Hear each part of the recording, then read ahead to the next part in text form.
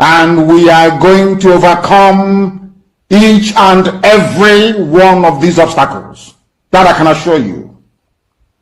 That they may know that the God we worship is an invisible God, not a God that was wrought by the hands of men. For we do not worship idol, and we can never ever worship idol. Is impossible. This very family, this IPOB, belongs to the Most High. And that is how it's going to be until Biafra comes and beyond to eternity. This evening, I want to place it on record that our enemies are intensifying their attack against us from every corner. I am not saying this as lamentation or complaint. I am only trying to prepare our people for what is to come. You are being prepared for what is to come. The time has come to separate the chaff from the wheat itself. Our march is very, very near. The enemies are trembling, they are quaking, they are doing all they can to try to stop us. But they have failed very woefully. And they will continue to fail. But I want to tell you that we are getting attacks from everywhere. From everywhere all over the world. And very soon, they will buy over some of you. Some of you, they will buy some of you over. The spirit of Biasika and Ifajuna are still in some of you. When the time comes, they will buy you over. I am not doing this program tonight to ask all of you to be strong. I am doing it to remind you, not that if they succeed in buying you over, you're not going to stop what we're doing. You can't. You cannot. Not in a trillion years. But I need you to appreciate one very simple fact. That at the end of this very race, everybody will testify that indeed Chukwukika Abiyama, the same God of Israel, of Abraham, Isaac, and Jacob, the same God of Ehiri in Aguleri, the same God of Umweri, the same God of Ora-Eri, the same God of Owe-Eri, the same God of Arochukwu. Not if you know about the true God, one true God. You will know that indeed, not only is he omnipotent, that same God is the owner of this very agitation. No human being can stop it. We have enemies, and we need to be very, very careful, both within and without. Very, very careful. The next 2 weeks will be very pivotal. Next 2 weeks will be very, very important in the life, or should I say, in this very mission that we have embarked upon. The devil will do everything. And you are going to watch spectacularly how we are going to destroy and shame the enemy. That at the end, every glory and adoration will belong to God and not to man. Now let us go and tell you what is happening that some of you do not understand. I want those of you who are hardcore, those who were chosen before you were born. There were some people who were chosen before they were born to agitate for Biafra restoration. This is a message for you. Those who from their mother's womb they were born to do this very work. You must be very, very strong. Because Biafra will open the eyes of black people all over the world. Because Biafra will mean that blacks from America, blacks from the Caribbean, from Southern America, they will all flood into Africa. It will be like the time that Yeshua was born. Biafra is like a light, a beacon. They will follow it. They will say, let us go and see what is happening there. That is what these neo-colonialists do not want. They don't want Biafra to come. I am telling our people so they understand the mountains. I didn't say one mountain. The mountains in front of us that we need to overcome. And for us to overcome it, we need to be very strong mentally, mental strength. Just like when you're doing anything in life, and it appears as if you are being buffeted from everywhere. That is the time that you no longer rely on willpower or your muscles. You go to your brain to endure and to persevere and to keep going until you overcome. That is the stage we are in right now. To make sure that our brain is in gear, to confront everything the Janjaweed has to throw at us. We don't have money. Their budget is over $20 billion to fight us. They can bribe Facebook. They can buy them off. They can do anything they like. They can come to some of you and bribe you off. They can promise you what you've never had before. They can give you maybe a house in Dubai. They can promise you a vehicle. They can tell you, oh, we'll make you vice president. They can promise you anything to make sure that you're like them. But this very IPOB, this very hardcore is not going to move. And I will tell you why we can't move.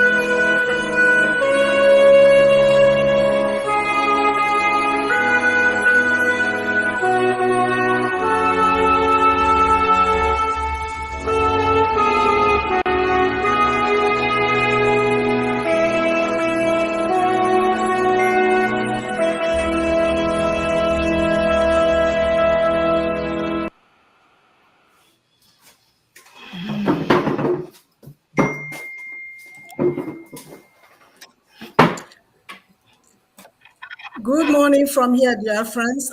Good afternoon, good evening, good night, wherever you are.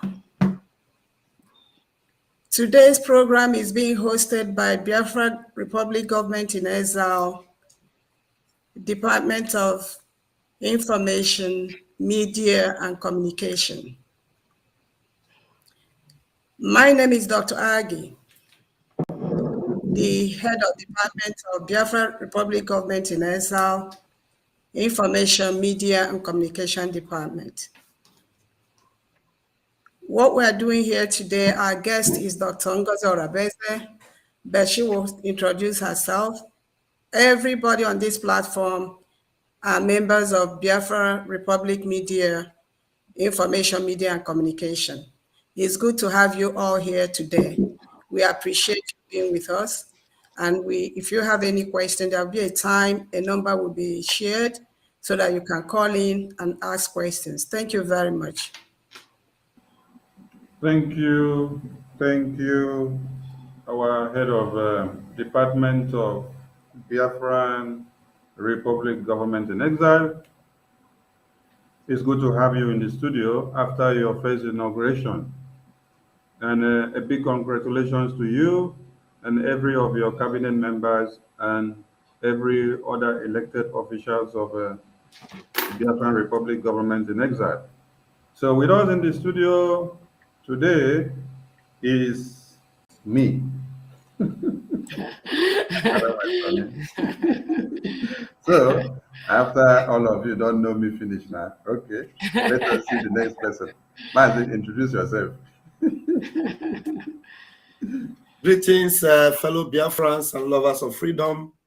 My name is Raphael Chiamaka Jere, and I'm glad to be part of this media information and communication department of the Biafran government in exile. Thank you. Thank you, Mazi. Vam, vam, vam. Here we have another man of old. Mazi, introduce yourself. Hello, Biafrans. My name is Paul Onwubiko. We are working with 555 vision, and we are 555 vision. Thank you, all of us of freedom. Thank you, all comrades.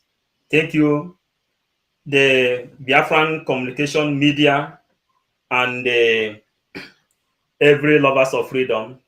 We extend our greetings to our great leader, Mazen Nnamdi Kanu. Also, send energy, strength, and the wisdom, power of God of our ancestors to the Prime Minister of Biafra, in the name of Mazi Simon Eba. Thank you all. Thank you, Mazi. And we have another gallant man here. Mazi, introduce yourself, please. Okay. Thank you so much, Mazi Sonny. With love and respect to every member of this Biafra government in exile, the information media department, and a special greeting to the special guest, Dr. Ngozi Orabueze, and special love and greeting to every member of Biafra Republic government in exile, Prime Minister, and the love and prayer to our leader, Mazen Nnamdi Kanu. This is me, Ugo, Biafran Voice 247 TV. Stay tuned as everything unfolds today. Thank you. All right, thank you. This is not the complete team because this team can never be complete without all of you there on the comment section that is helping us to share and also speaking of in diverse ways. Dotland Media is there, Biafran Writers of Conscience is there, Gaddafi is there, Battle Cry is there, Gloria Oku is there, Mouthpiece of the Gods of Biafra is there, The First Has Become the Last is there, Goodman is there, a lot of you, Dabereji is there, Ifeanyi Nwora is there. You people are too plenty. I know if you got the next finish. So, the media hands, I give una kudos for the work we una they do. Thank you so much. And together we move with full force. So with that being said, and without wasting time, let us launch in the big guest of the day. The big guest of the day, you can see on the screen, is the person we await to shatter some tables today. And I hope some of you go fit stand when she don't shatter table finish. We're not take a music, the media we do. We know the point person. Okay, here is the amiable Dr. Ngozi Orabueze. Welcome, Dr. Ngozi. You have the floor. For your formal introduction, please. Thank you so much. Thank you for all you're doing. It is an honor to be here in your midst today. I thank each and every single one of you. I thank Dr. Agi for the wonderful job you are doing to kickstart the Biafra Government in Exile Ministry of Information. I'm so proud of all of you here. Well, my name is Dr. Ngozi Orabueze. I am a member of the Biafra government in exile, as some of you are aware.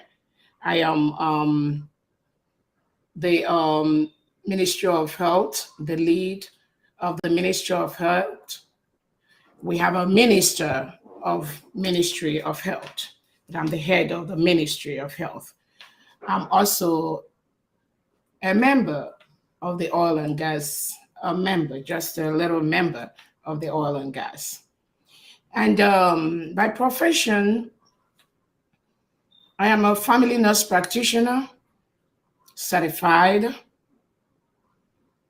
I'm also a psychiatric mental health nurse practitioner board certified. So I'm board certified both in primary care and in psychiatric.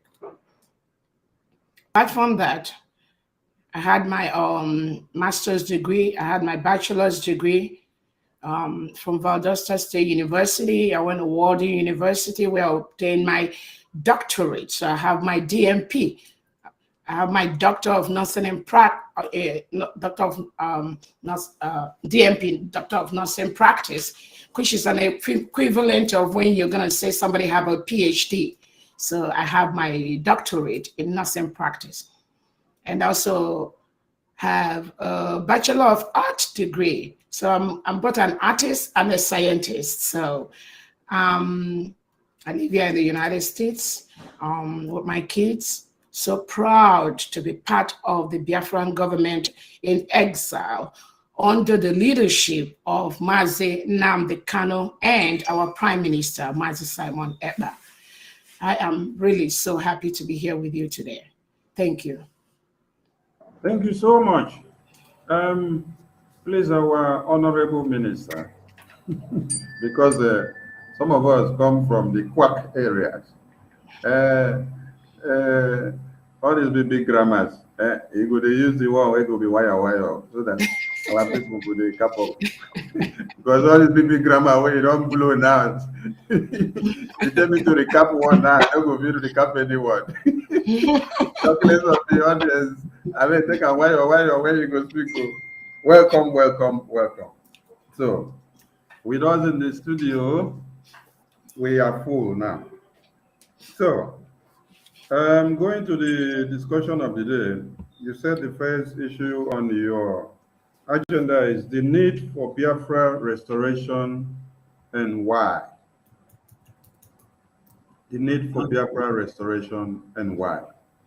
So that's the first point on your agenda. So you have the floor. Thank you. Thank you so much, Sunny. That question about the need for Biafra restoration is very active right now. And the reason why it is very active is because there's never been a better opportunity for all Biafrans to come together at this time and rescue our land. There's never been a better time. History is on our side. The international world, they are on our side. The local, they are on our side. There's nobody that you will present the case or the things that have been happening to our people that will not tell you, go ahead. The only thing that will tell you, do not be scared. Do not be afraid. Do not be afraid to move. We are at that point in our Biafra history right now, based on all the things that have been happening, to come together as one and move Biafra away from Nigeria. That is why, at this point, every hand must be on deck to make sure that Biafra exit Nigeria. Some of the reason why I say that, I'm going to start by explaining to us what a country is. Biafra is a country. We've been a country between 1967 and 1970, before it was thwarted. We've been a country. We got all the status. But the fear of some people, the fear to continue to suppress us, the fear to take away our resources without adequate compensation, Those things are what made those as suppressors between 1967 and 1970 to take over our land and continue what they are doing till today. And at this point, Biafrans from all over the world, they've said, enough is enough. If you want to kill all of us, we are ready. But as you're coming to kill us, also be sure that we are going to kill you. That was a statement that was given to us by T.Y. Danjuma. We have to equip ourselves because they are everywhere. The terrorists have penetrated our lands. The terrorists are killing our people. The terrorists are invading our land, chasing them away to IDP camps, taking over their lands. Are we going to stay and watch and fold our hands while these things are being done? No. So that is the reason why at this time, the spirit of Biafra is with us. The millions of children that were massacred between 1967 and 1970 and still being massacred today, those spirits have risen up and said, enough is enough. We are a country. Biafra is a country. And we've met all the statistics, all the requirements that made us to be a country.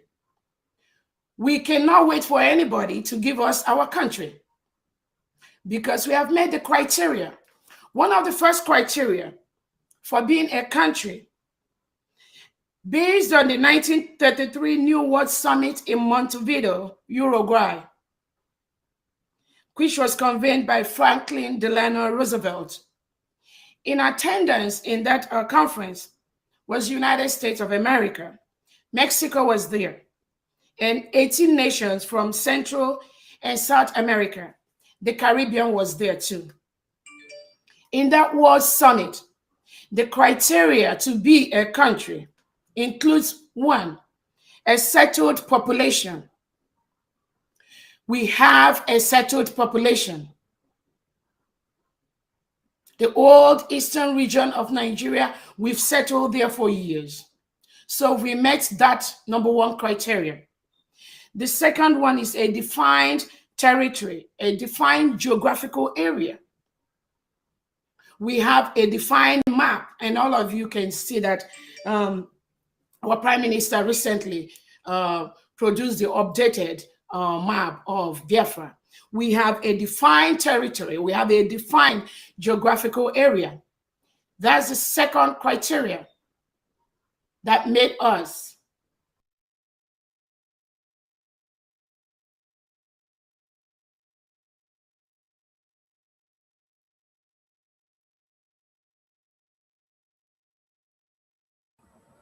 I think we lost her connection.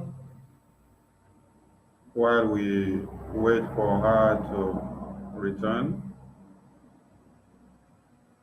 we lost her connection. All right. Different members of the Biafra government in exile have had different appointments with different world leaders. So the ability to enter into relation with other states is another criteria that makes us a state. And the last one is the government. We have the Biafra government in exile that is pioneering the affairs of Biafra, both at home and abroad. So we met those criteria to be a country. Because we've met this criteria, we know we have 3 nationality councils in Biafra land. Those 3 nationality councils we have the Igbo Nationality Council with 16 states. We have the Aqua Cross Nationality Council with 6 states. And we have the Niger Delta Nationality Council with 10 states.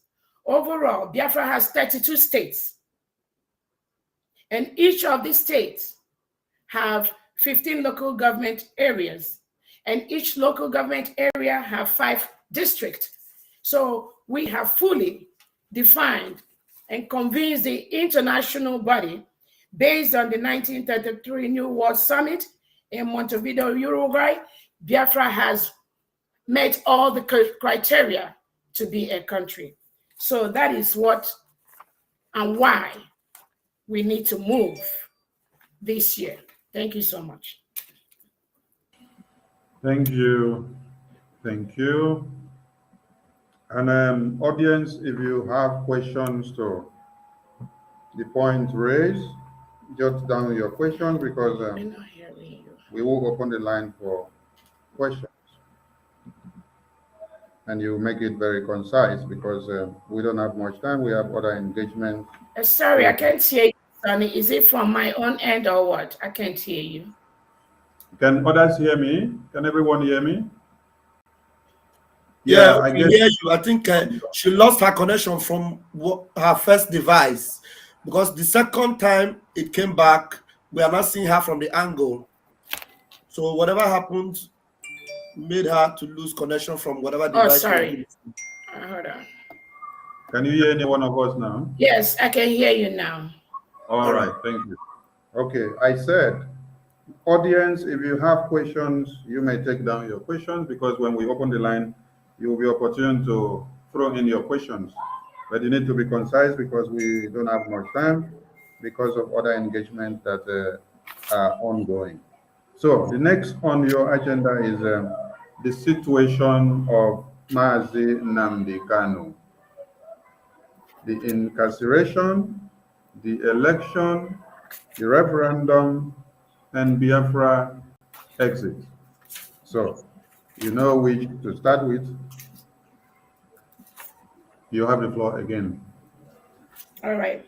Thank you so much, Sonny. So I have to be switching computer here and there, but that's as far as it's okay. Okay.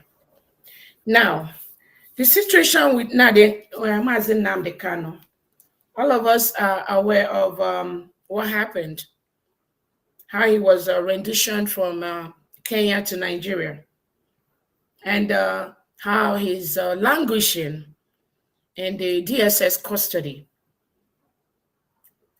2 courts in Nigeria, fully instituted courts with all the powers, have acquitted and discharged Nnamdi Kanu. The United Nations Working Group on Arbitrary Detention, of which Nigeria is a member state. When you are a member state of a UN committee, you are bound by the laws of United Nations. So Nigeria is a member state of the United Nations. The United Nations Working Group on Arbitrary Detention, this member state, which has human rights obligations at both the regional and universal levels, have ordered the immediate release of Mazi Nnamdi Kanu unconditionally and to reimburse him with adequate compensation for the arbitrary violation of his fundamental human rights. This UN committee has recommended, has instructed that Mazi Nnamdi Kanu should be released unconditionally. Nigeria is a member of this United Nations committee. Unconditionally, and compensate him. Since last year, since 2022,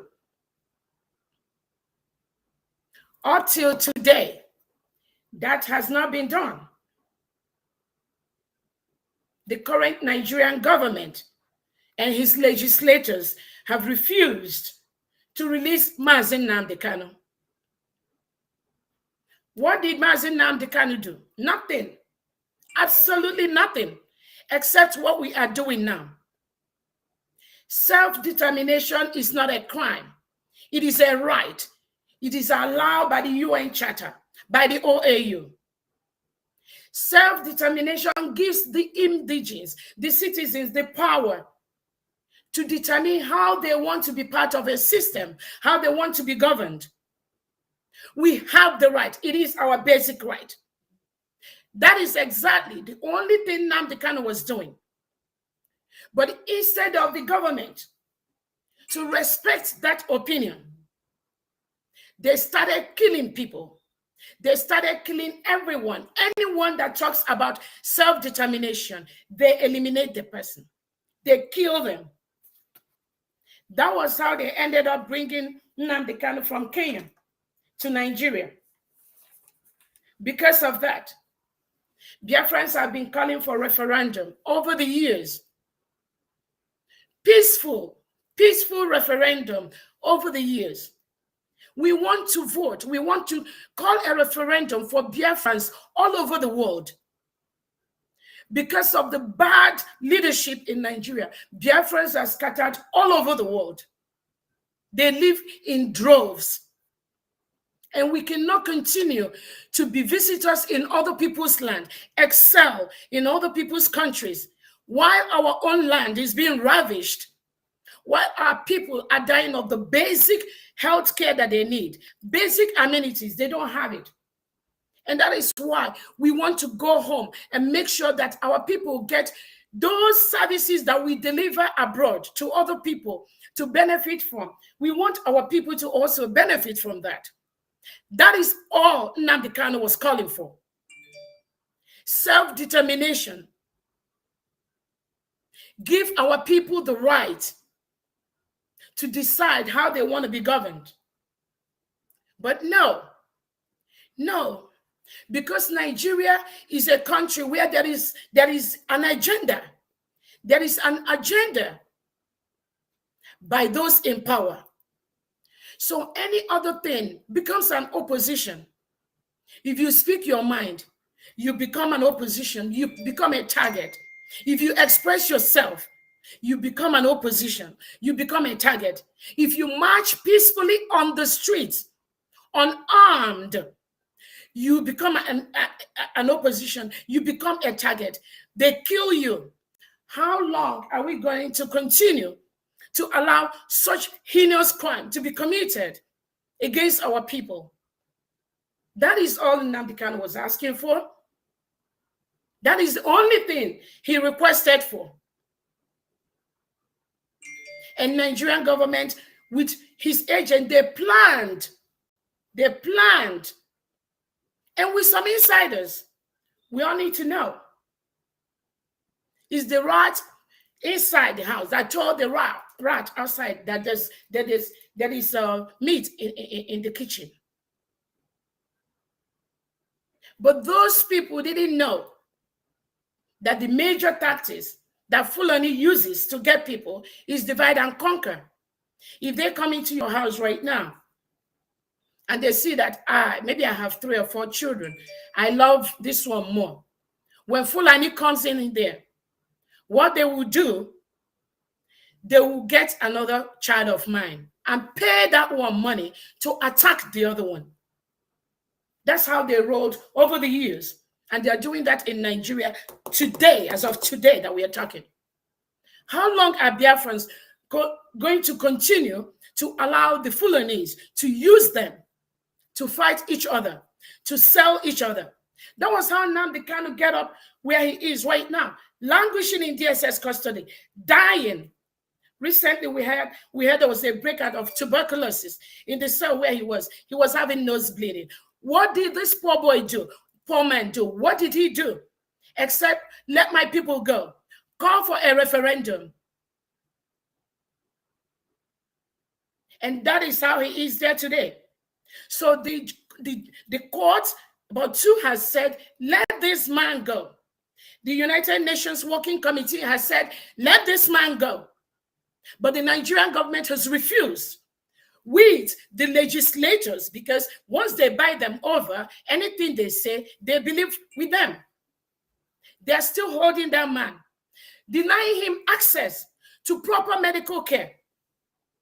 The Biafra Medical Practitioners Board, they've written to the government, they've written to the world leaders to compel President Buhari to allow Nnamdi Kanu to get an expert care outside the dungeon, outside the prison.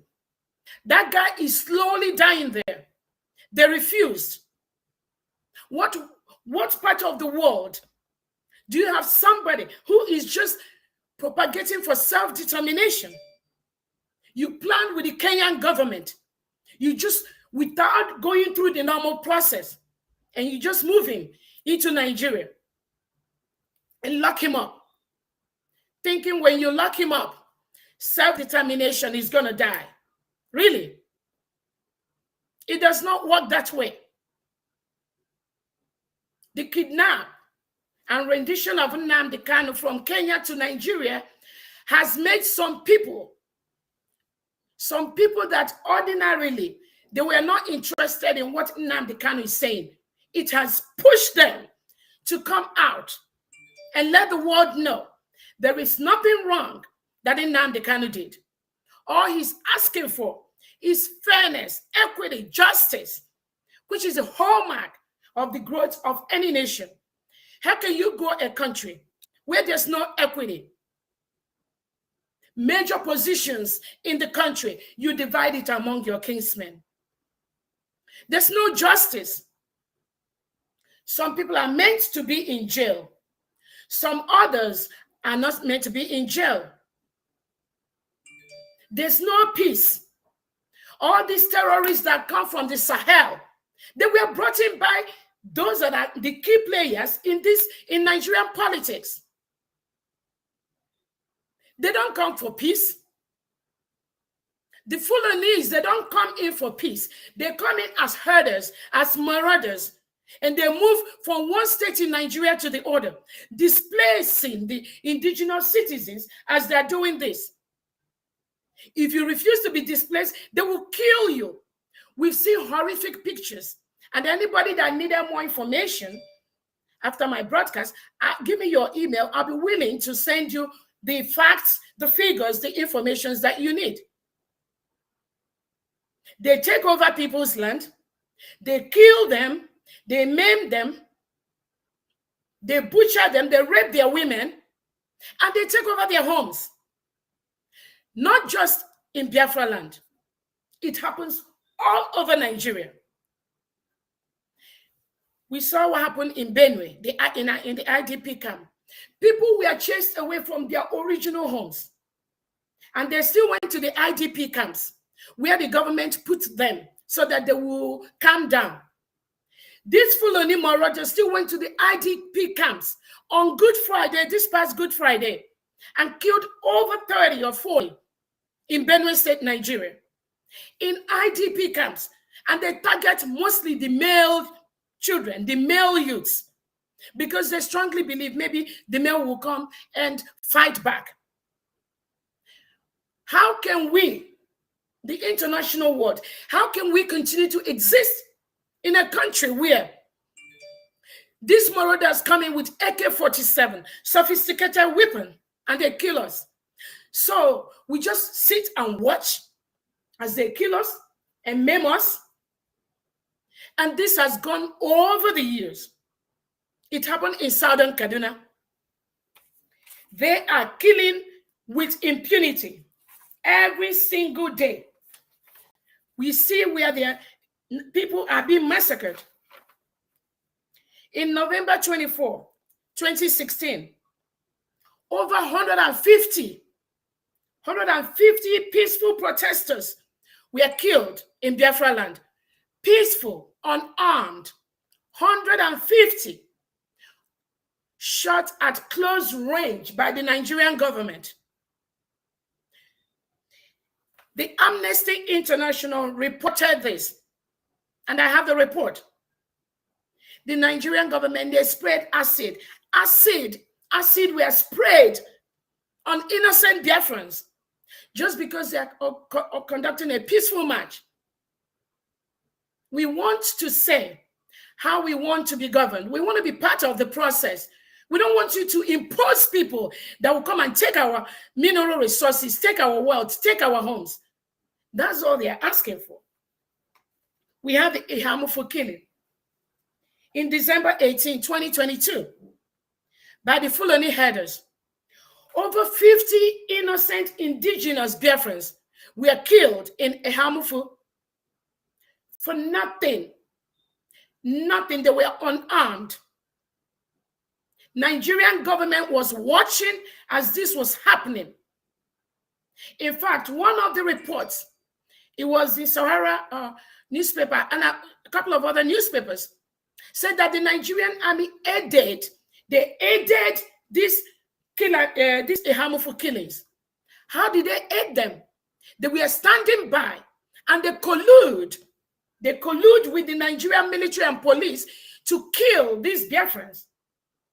Kill men, women, children. They collude with them. It was on the newspapers. And if you want, after this report, I'll send it to you. How can we have the people, the military, that's supposed to protect us, protect the lives and property of the citizens, and the police that was supposed to protect us, now turn against to aid the terrorists to kill these people because the government supports them? And then when our people, when our young men and women, when we try to resist, the Nigerian government will send the army to attack us. When we try to attack these terrorists that are coming, they will now send a higher weapon. They will bring the aeroplane, they will bring the jets, they will bring the fighter, the bomber jets, they will bring everything. Because these military equipment Nigerian government have, it is our tax, it is taxpayers' money. But when the Nigerian government and these administrators, remember, it's not just the government, it's also these Biafran governors, the Southeast governors, South governors. They collude with the government. When they see that they cannot withstand our men and women, what they do, they send the military to attack us. We all see the recent Aba march. The march in Aba by indigenous people of Biafra. Indigenous people of Biafra are never terrorists.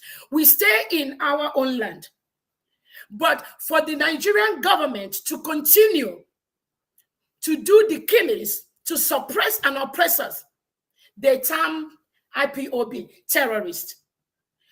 Tell me where in the world you have seen any IPOB member coming to conquer, occupy somebody's territory and kill.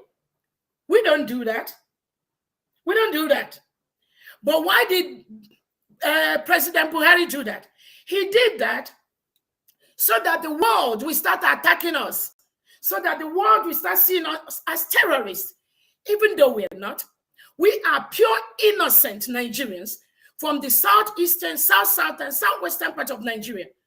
We are just asking for fair, equity, fairness in the government of Nigeria, but they refuse.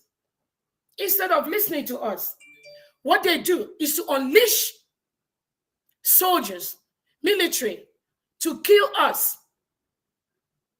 During the recent Aba march, over 30 unarmed, innocent, indigenous people of Biafrans were killed on close range by the Nigerian government.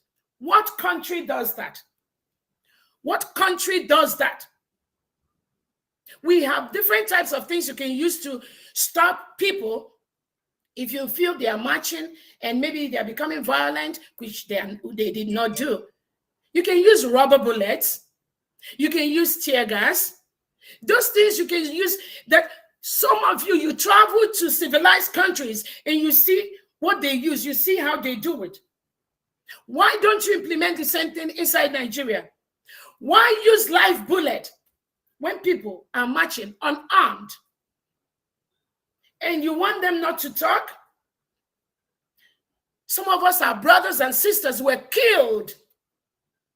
And then you go to the international world and lie to them. Oh, they are killing the police, killing the military. Did you tell them how they are killing unarmed, innocent Biafrans who just want to express themselves?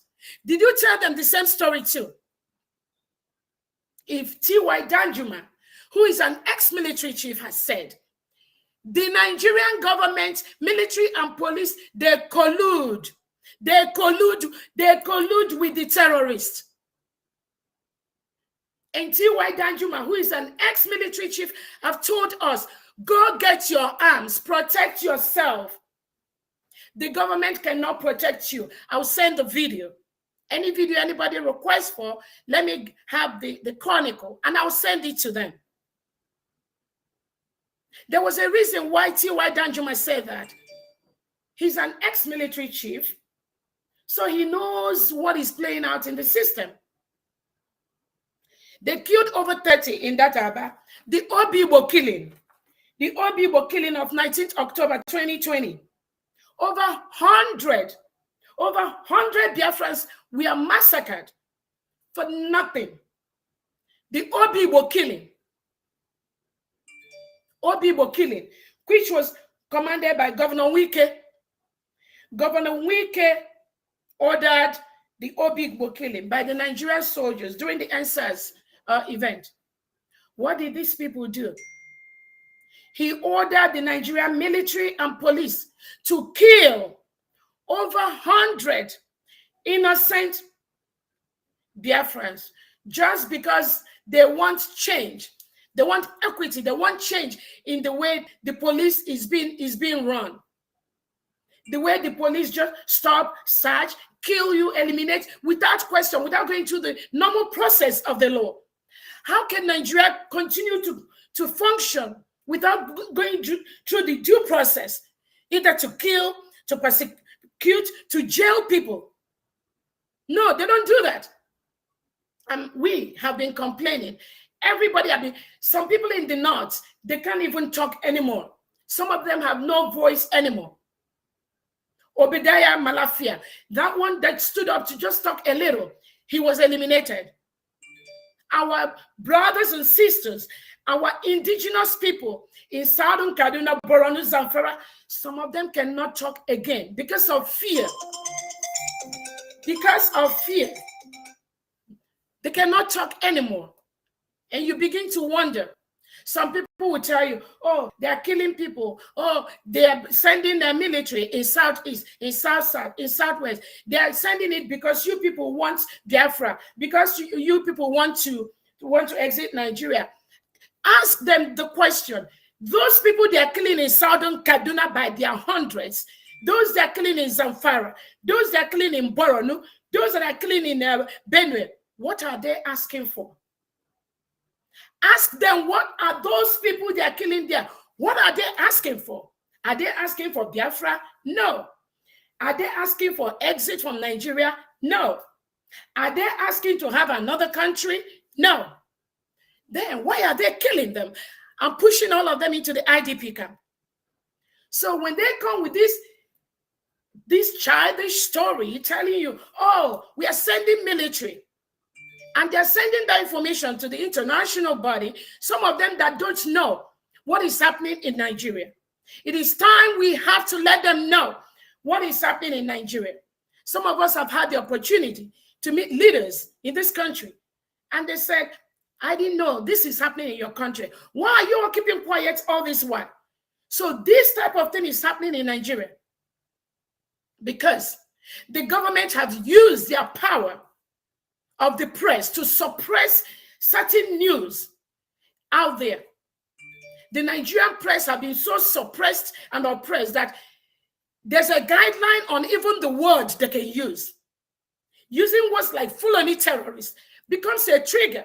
I believe any television station that goes that route will immediately be fined by the Nigerian government. This is something they've done over the years. So when people don't see our story out there, it is because of this continuous suppression and oppression that have been going on for the past 60 to 100 years inside Nigeria. That is why most times you pull Google, you won't see the right information. You pull your YouTube, you pull everywhere. You pull Twitter, you won't see our stories. Because the government have the tendency to bribe. They bribe all these agencies. CNN may not carry Biafran story. Not that we are begging them to carry that. Not that it's going to make any difference in our quest to exit Nigeria this year. But when they get bribed, even in the United Nations, it becomes hard for them to air our story to the world. It becomes hard for people outside the world to know what is going on inside. So we've been dying in silence. We've been begging to leave. How long are we going to continue? Our brothers and sisters, children, mothers, fathers, how long are we going to continue to beg to leave in a country where the government armed the terrorists and sent them down to Biafra land? We have several arrests, detention all over Nigerian jail of innocent Biafrans. The only thing they ask for, please, let us discuss how to be one. Because there's no equity, there's no fairness, there's no justice, there's no safety.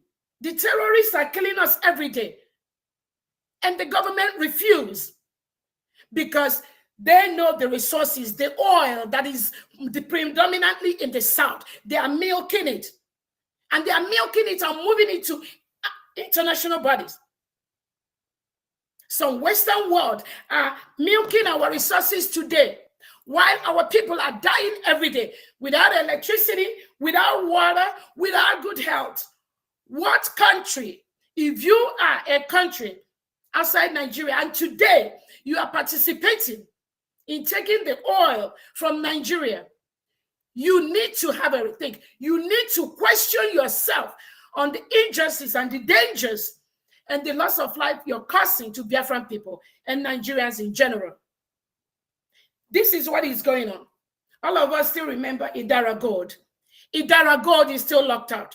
Poor innocent girl from her 19-year-old, she's still locked up today because Buhari believes that Idara Gold is talking about Biafra. What did she do? What did the innocent child do? And so many other people languishing in jail. And the major thing that is bringing this, Nigeria knows that they must use some people to continue to suppress Biafrans, to suppress the Oduduwas, to suppress the Middle Belt, to suppress the Arewas. So when they come to your community, they figure out the best thing to use. And for Nigeria, that is why you have the policy that the Nigerian government has used, taking the policy of rehabilitation and reintegration of non-terrorists. What country in the world rehabilitates and reintegrates non-terrorists into their military, police, army, air force, everywhere? What country does that? And then you have the guts to say that IPOB is a terrorist organization.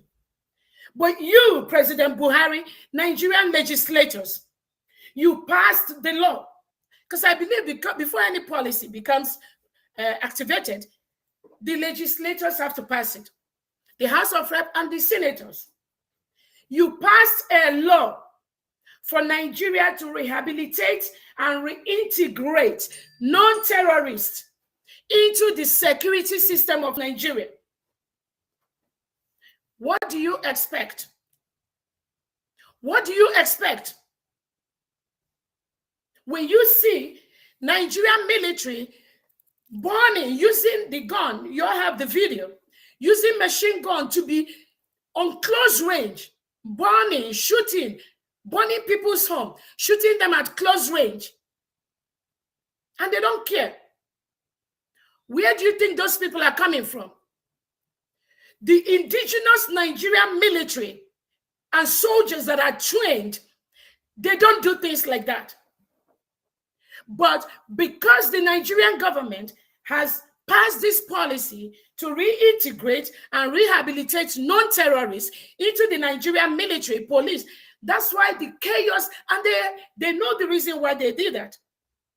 That's why when they go to Biafra land, they don't care because they have an agenda to meet. Kill, maim, occupy, rape, it don't matter. And because of their orientation, they come from a different orientation from the Sahel, different religion, different ethnicity, different background. Killing is nothing to them. Beheading people is nothing to them. Opening and ripping up a pregnant woman's dragging the kid and flogging the head on the cement is nothing new to them. And some of you expect we are going to keep quiet and allow this to continue. No, it's not going to continue. Let me stop there. Thank you.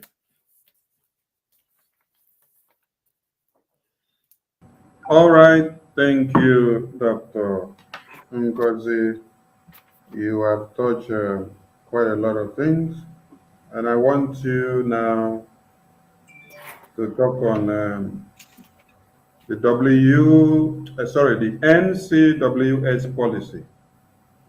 The NCWS policy is an acronym for something, so you will help us to understand, and also the misrepresentation of what people are saying about the NCWSC and how it will connect and help what we are doing. Thank you. Thank you so much. Before I go into that, let me quickly let the world know that the call for referendum by Biafrans has been active for some time right now. And one of the Biafrans have every day, through their actions, has shown that they want to exit Nigeria. We've met the criteria to be a country. We have our government. We've met the 4 criteria. So we are ready to go. And we are partnering with other world leaders to help us with what we need to live. Calling for referendum by Biafrans has been on the table for years. Nobody wants to address that. One of the ways that the Biafrans have consistently shown that they want to leave Nigeria is through a referendum. I'll call it an indirect referendum by the Monday sit at home that has been going on in Biafra land for the past almost 2 years right now. I want to let the world know. For the past 2 years in Biafra land, every Monday is a total shutdown. All markets are locked. All businesses are locked. All banks are locked. Even the police stations are locked. Every Monday in Biafra land today. And that has been going on for the past 2 years. The success of this Monday sit at home is no other person than the current Prime Minister of Biafra government in exile, Mazi Simon Ekpa, and Wada Azoka Charles Nwankwo, and the Umuada, the whole media people, the executives, the Biafrans themselves, that has made sure that we continue to sit at home every Monday until there is a referendum if they want it, or Nnamdi Kanu is released if they want it. The call for referendum, the call for Monday sit at home is something that at this time, I want to let you know, every true Biafran has been a part of that Monday sit at home. So when you go out there and hear some people say, oh, we don't support Monday sit at home, it's just few people, tell them, let us do a referendum then. That's the only way you gauge the pulse of the people. You gauge the pulse of the people through a referendum. It's not by saying, oh, some people are not supporting referendum. Oh, it's just few of you. Call for a referendum. The Nigerian government is afraid to call for a referendum because he knows what the numbers are going to look like. That is all we ask for. It is a civil thing. Nobody needs to kill each other. Nobody needs to touch each other. Call for a referendum.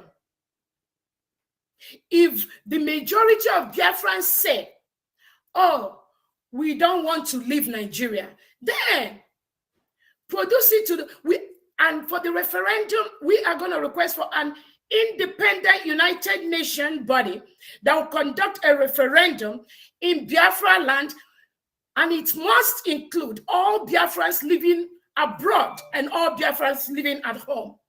That is what the referendum is going to entail, because most Biafrans, they've travel. They left Nigeria because they are afraid of their life.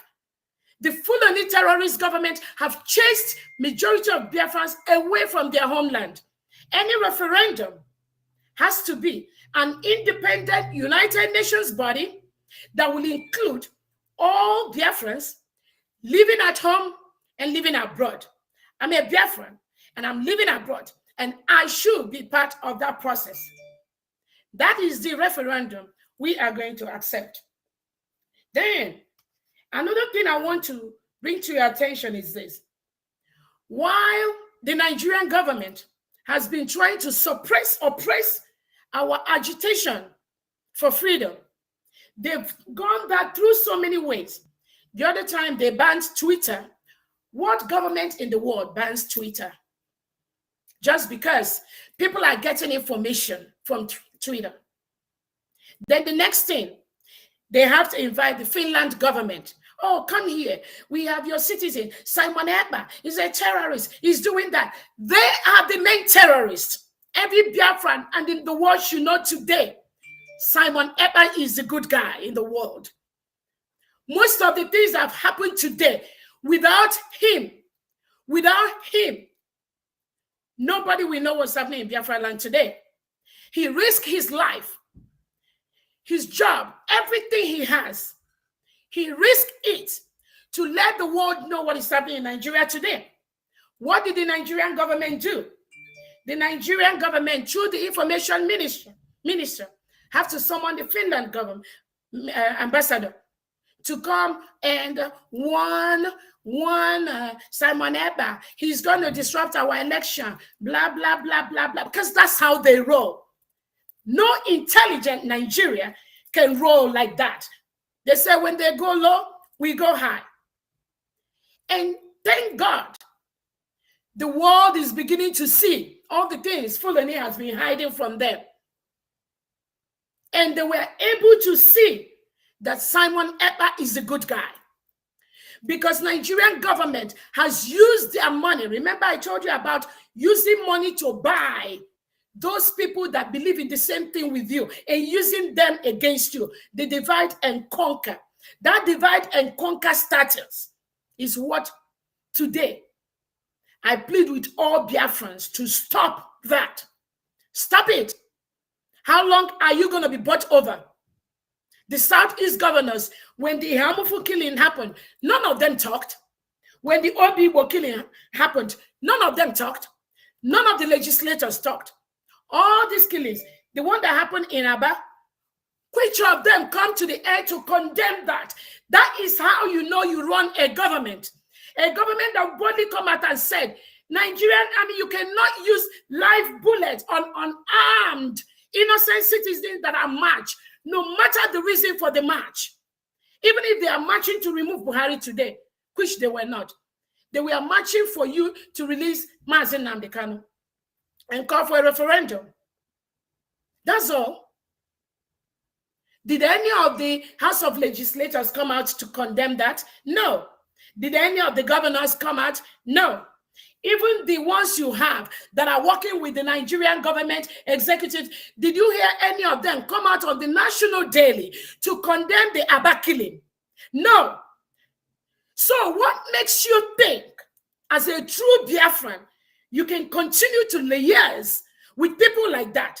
What makes you think they have your interest at heart when they've killed your brother, killed your sister with live bullet, and they have the option to use a rubber bullet or use a tear gas? So there we have their life. People that don't cherish your life, somebody that can easily take away your life, what business do you have with that person?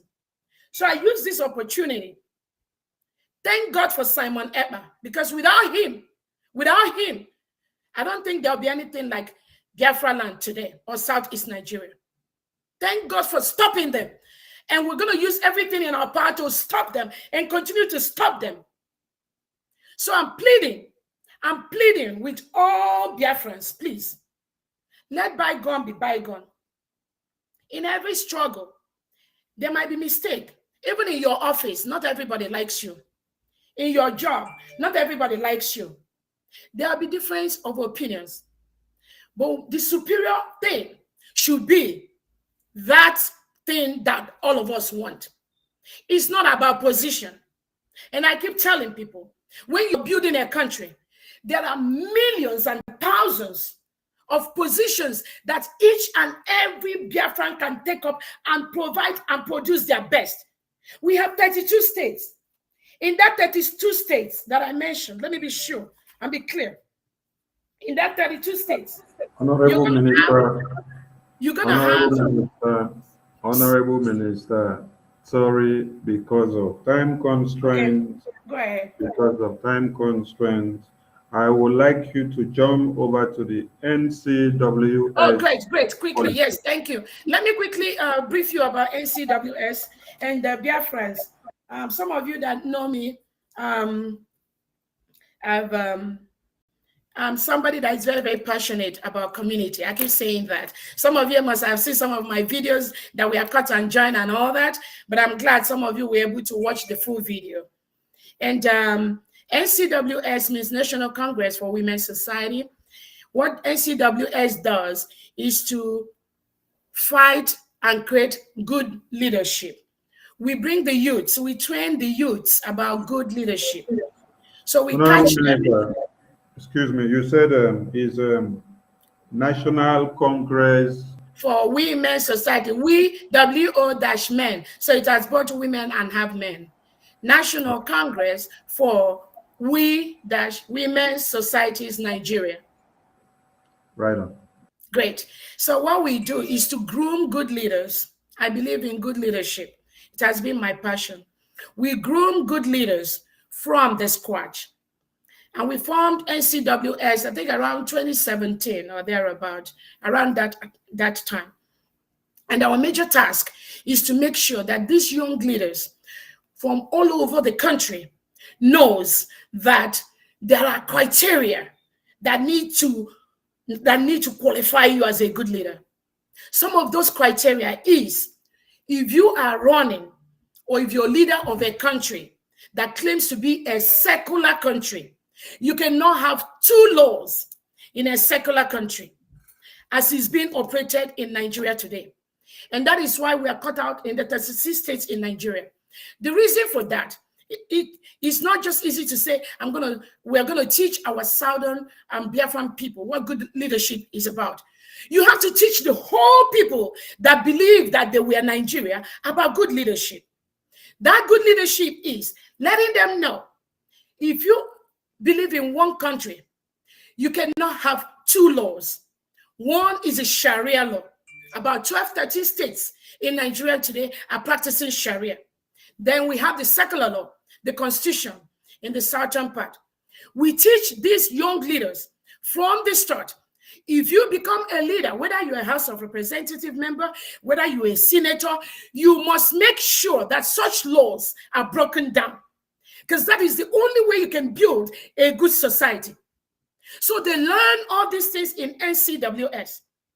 As they go, they are beginning to question the authorities. That is why even in the North today, you can also see the agitation for good leadership. Those are some of the things that NCWS teach their members. We have a policy. NCWS had a policy which was generally agreed on before this election. NCWS agreed there will be no support for any presidential election in Nigeria, for no presidential candidate. It was a resolution that was passed by the whole organization. You can ask anybody. We are all over the world. Call any member, ask them, what is the resolution of NCWS towards Nigerian election? We are passed a resolution. No NCWS member will participate in the Nigerian 2023 presidential election. The reason we say that, we arrived at the conclusion that none of the candidates met the criteria to be the president of Nigeria. We call for referendum. We call for restructuring. We call for Biafra exit or Oduduwa exit.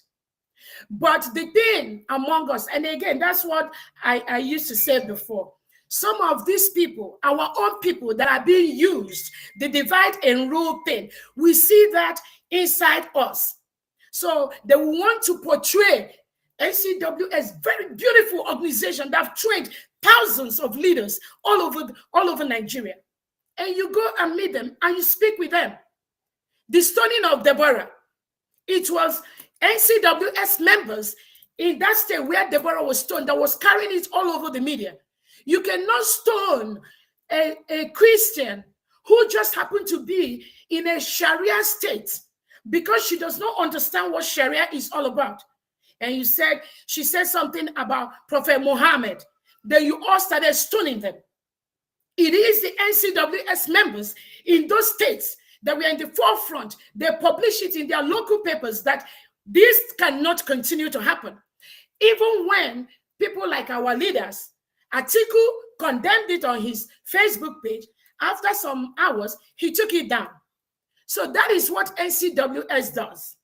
And I don't know if you have any other question on that for me. NCWS policy. Now, how will it inform us on the Biafran cause?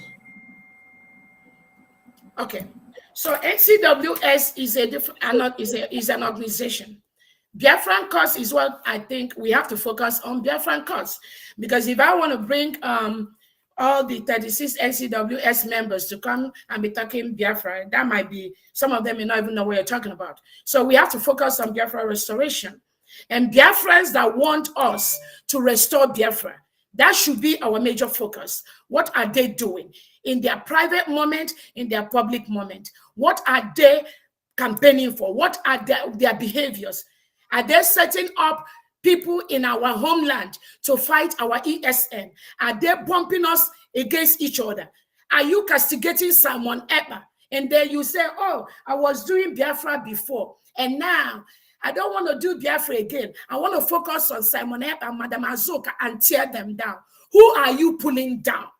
Why they pull him down? PhD. That is what they call it. What are you doing for Biafra? Where is your eye on the ball? No true Biafra will remove their eye on the ball.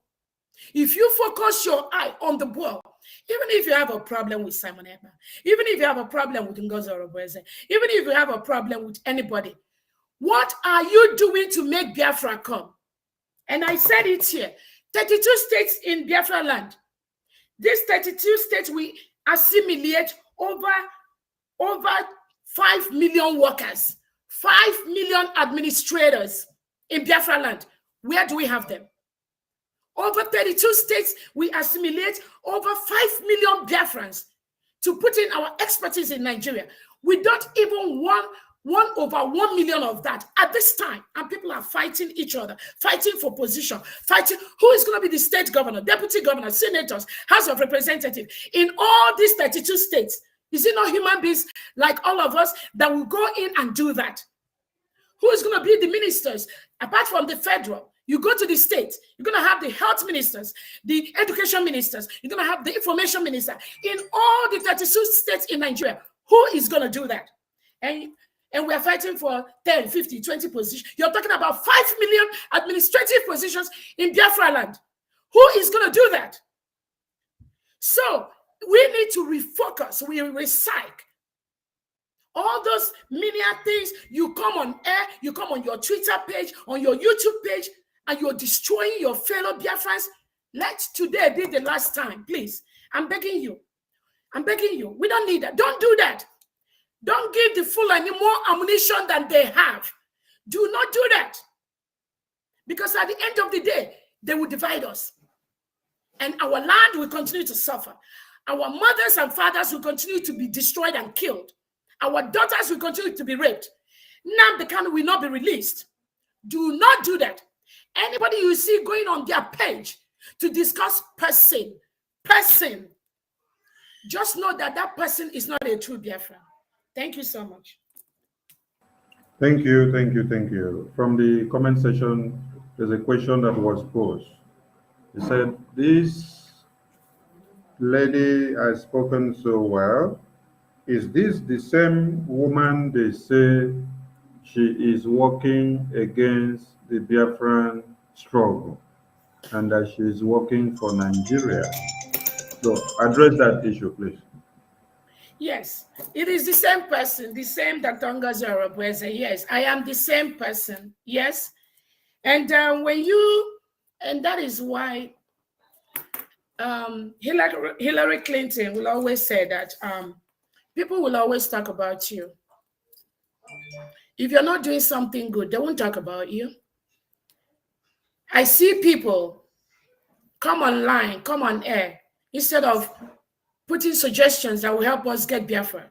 They are focusing on Ngozi Orabueze and Ngozi Orabueze. And some of them, they cut and join my podcast, and they will post it out there.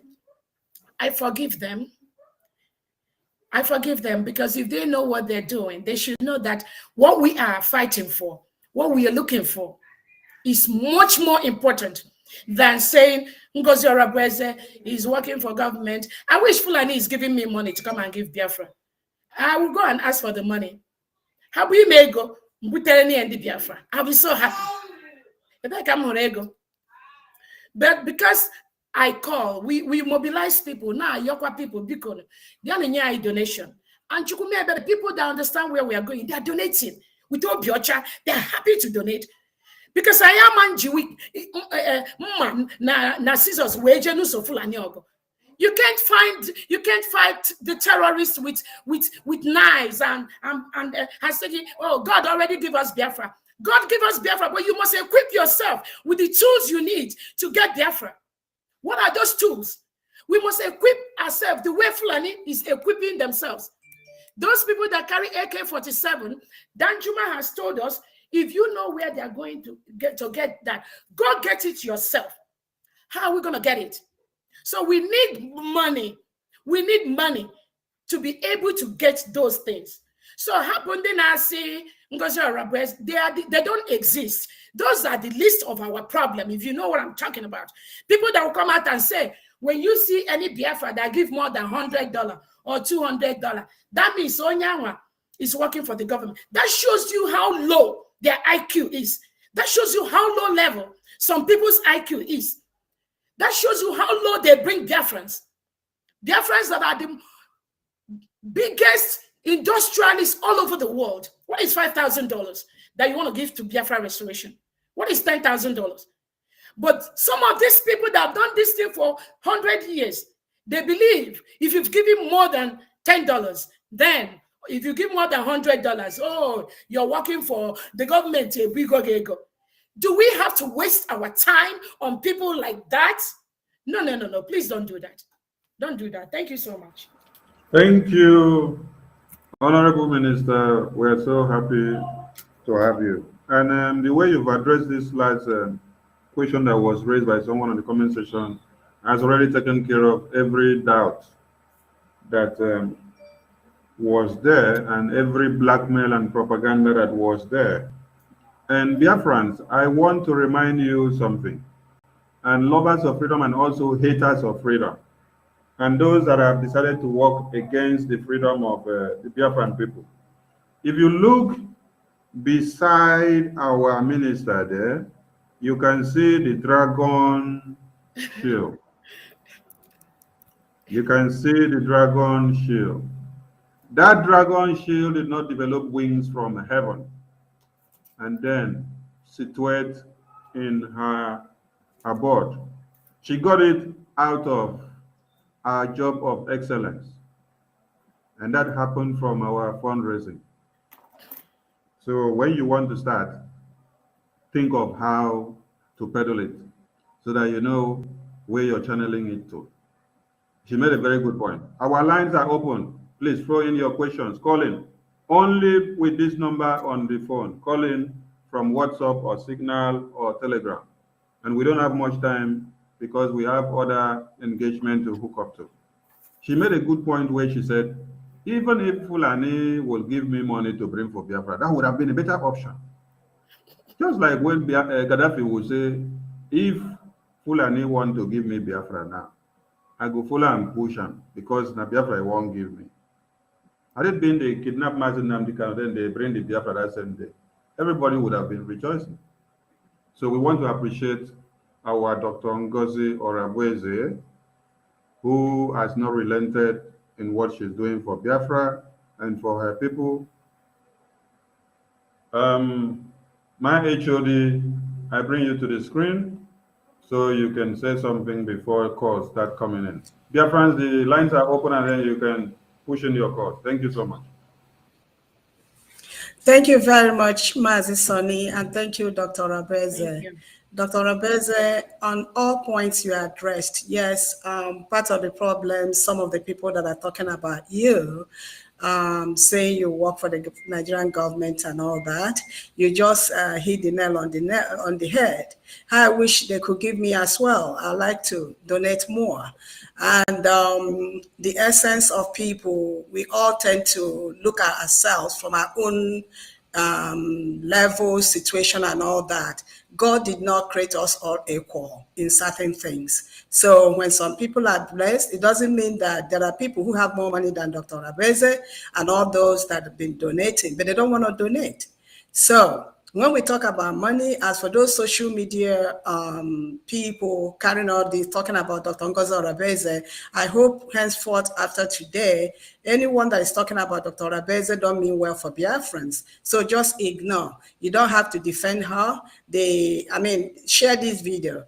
I don't see anyone who is fighting for the Nigerian government or who is working with the Nigerian government at the same time working for Biafra and is open with her credentials and her face. Those of them that work for Nigerian government, you don't see their faces. You all know who we are talking about here.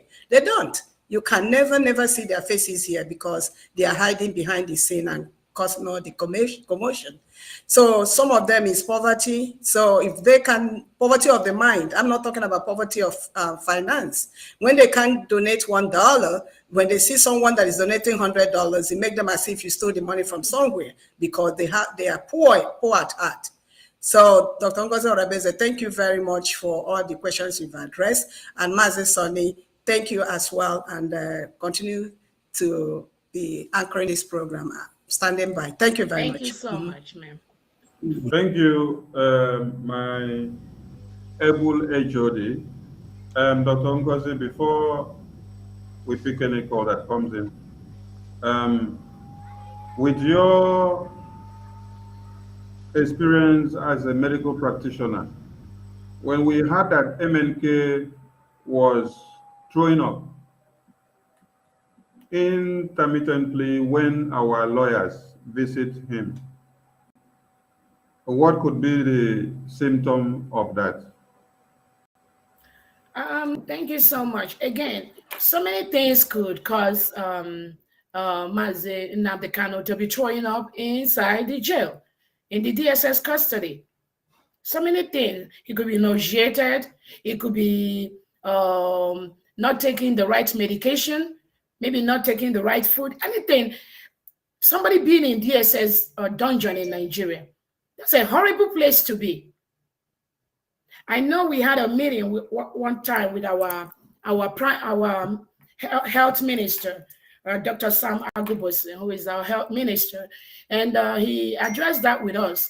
He told us that one of the possible reasons could be that maybe they starve him, and then when they hear that somebody is coming to visit him, they will immediately give him food.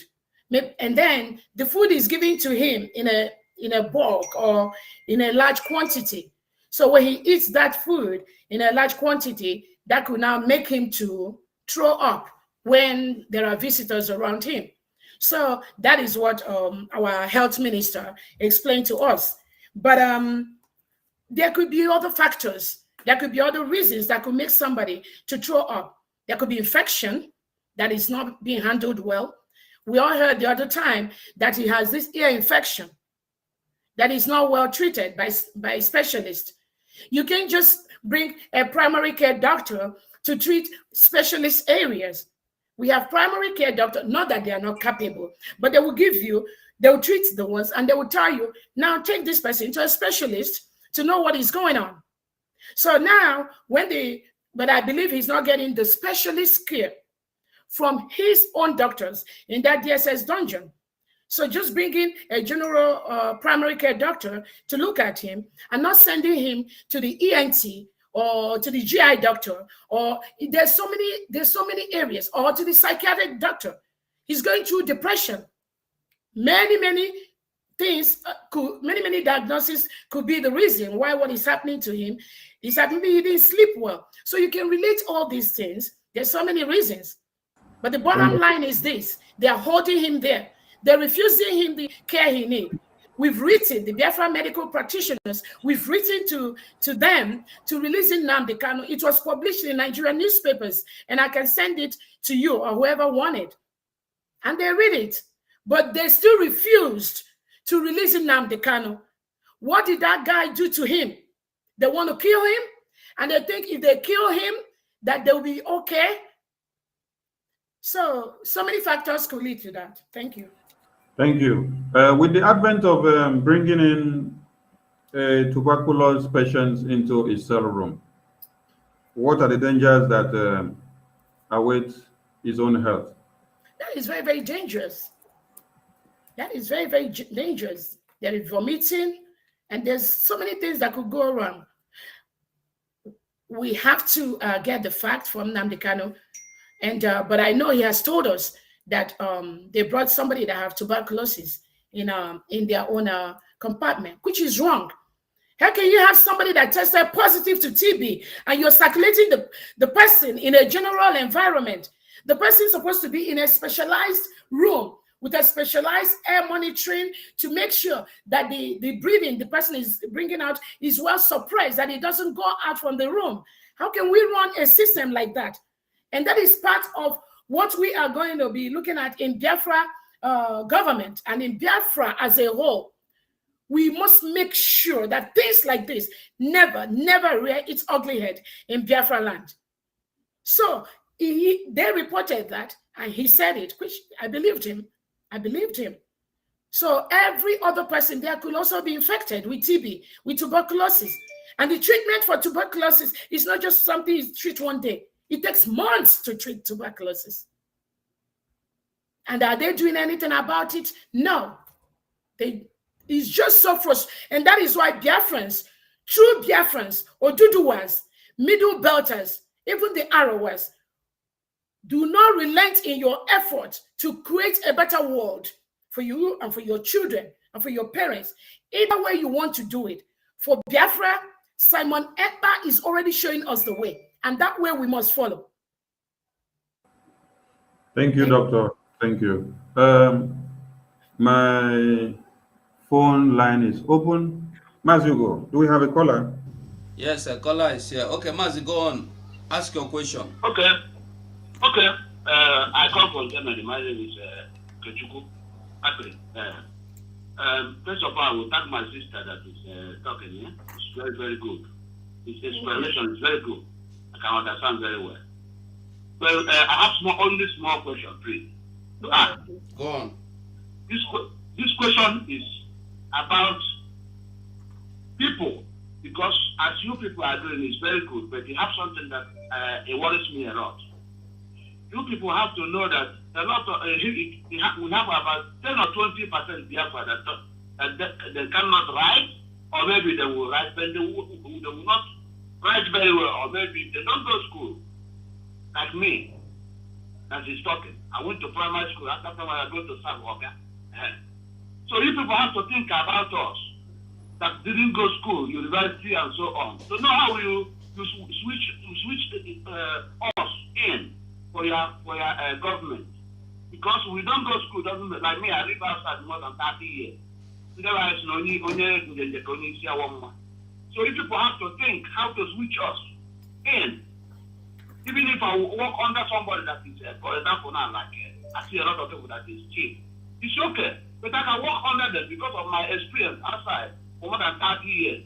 So let you people don't forget us that didn't go to school too much. That's only my listen, please. Sorry that I talked that because it's another topic. But help me, please. Talk about it, please, my sister. Please. It's very important. Thank you, caller. That is a concern raised, and my minister have had it, and that will be submitted to the government in exile, and that will be looked upon in consideration. Thank you. And I also wanted to add to the last speaker I hear you. Such concerns is genuine, and that is why sometimes you see people go out on their way to do things that ordinarily they won't do because they get frustrated, because they believe that they've been forgotten. And that is why I said so many millions of Biafrans are going to participate in Biafra building. But at the local government level, the state level, the federal level, we have the Biafra Recruitment Department. We have that list. We've been sending it out to the whole world for the past 1 year. If there's anywhere in that list where you think you belong to, please just go and submit your resume to biafradepartments@gmail.com. biafradepartments@gmail.com. We've been talking with so many Biafrans. Education, we have so many educated illiterates. It's not about education. Everybody has a role to play in building Biafra. So it's got nothing to do with education. But it got something to do, being able to be passionate about what you want to do and where you want to do it. You don't have to have a master's or PhD degree to do an artwork like a dragon like this. But we all know how much this was sold at. It's not about education. It's about your passion. It's about what you want to do. It's how you want to help Biafra. So submit your resume at the Biafra. Sorry, I have a dog because at the Biafra departments@gmail.com, or send me your information. My number is 770-329-7339. Send me just what you can do. I can just maybe pull it together, maybe submit it to that Biafra Recruitment Department. So yeah, do not feel that way. And I hear you, but we have millions of positions that Biafrans have to occupy to build the Biafra. Let us raise the money first. We need money, because with the money we can be able to buy the things we need, like T.Y. Danjuma told us. Those that are producing it at home, please keep up producing more, because we need it for self-defense. When Fulani comes to kill us, we have to attack back. If you don't attack back, they will kill you. And they're all over. We don't want to be in our homeland. Somebody will come and kill us. Thank you so much. Because of time, Azirab, you have a question? Yeah, there's one fellow that is constituting nuisance on my YouTube. He's lucky that they've not blocked him, but anyway, he asked a question and maybe he needs an answer. I've asked him to call in anyway. You know, some of them may be trying to call, but they can't get through. The name of this fellow is Chiem Obunike. He said, my question to Dr. Ngozi is this. Do you think it is right to be working for an organization that Nigerian government supports and at the same time fighting for Biafra restoration? No, don't worry about that question. Nigerian government does not support any organization. So it's good to clarify the idiots so that they will stop. Nigerian government does not support any organization I belong to. I don't work for Nigerian government. I don't even know where that is coming. I've explained to you all. When respond to them, they are constituting nuisance so that they will rest their. You have already addressed that issue. I mean, everybody's entitled to their opinion, but I have clarified that. Thank you. You have clarified that already. The person is just taking us backward. So, dear friends, we thank you so much for your time, and we really apologize that we did not have so much time for you to throw in your questions and to do whatever you want to do. As we speak now, we have another engagement to hook up, and others are ongoing. So we will draw the curtain on this broadcast here and now. So we give a very big kiss to our special guest in the studio, and she is from the Biafran Republic government in exile. We have many other hands there. So we call you all Biafrans to support them in whatever they are doing, because they are moving us to a different dimension which we've never been before, just like our leader had said. And with that being said, we have one of our comrades in the house that was not here when we started, Please, Mazi, choose survival just in seconds, because we have to leave here now in the next 50 seconds. So in seconds, say hi to Biafrans as we draw the curtain.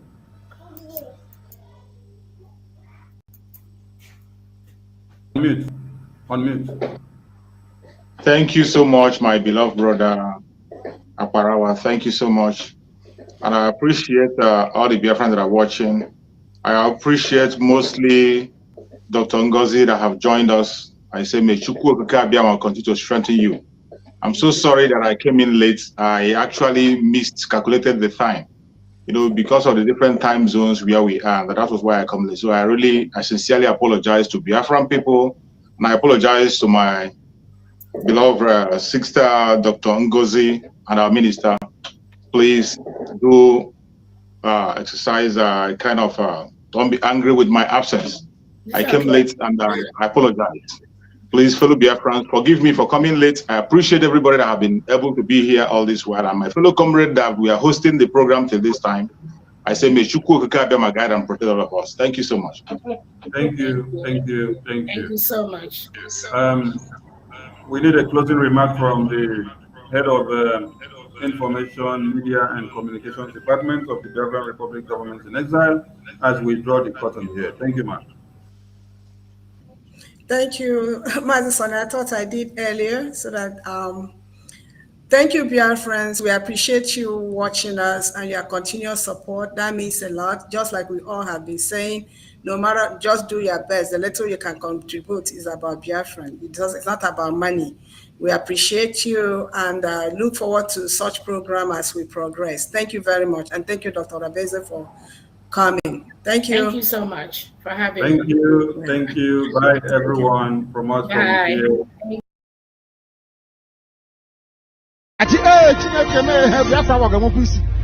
Look at people with very weak disposition. I need men and women made of steel. Nothing moves. You continue to push forward, never knowing what it means to retreat. Only forward can you go. Look at people with very weak disposition. I need men and women made of steel. Nothing moves. You continue to push forward, never knowing what it means to retreat. Only forward can you go. Look at people with